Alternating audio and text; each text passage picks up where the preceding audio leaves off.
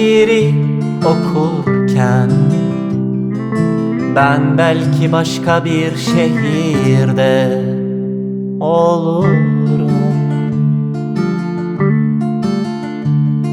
Sen bu şiiri okurken ben belki başka bir şehirde ölürüm.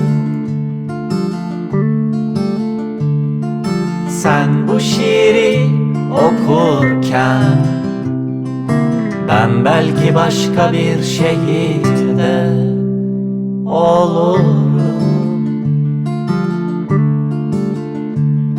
Sen bu şiiri okurken ben belki başka bir şehirde ölürüm.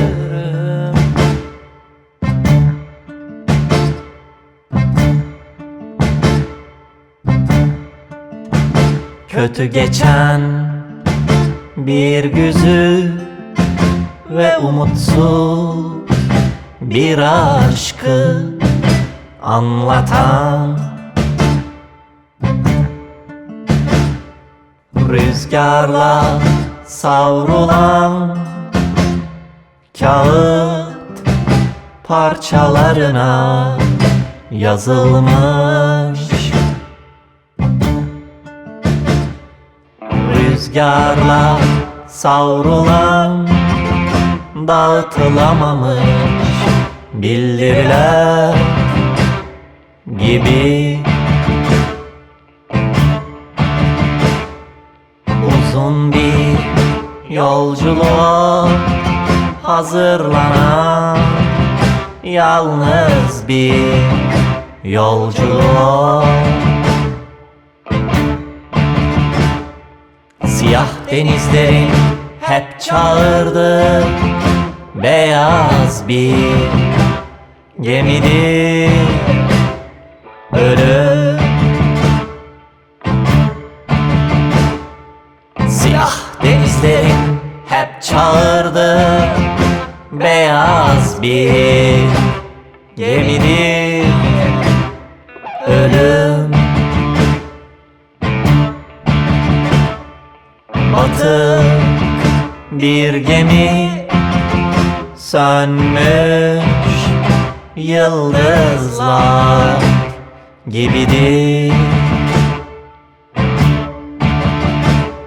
Yitik adreslere benzer ölüm, yanık otlar gibi.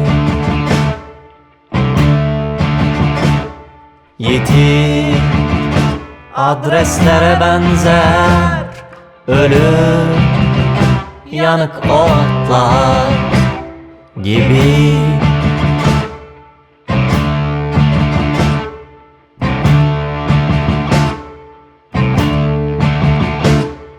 Sen bu şiiri okurken ben belki başka bir şehirde olurum. Sen bu şiiri okurken ben belki başka bir şehirde ölürüm. Sen bu şiiri okurken ben belki başka bir şehirde olurum.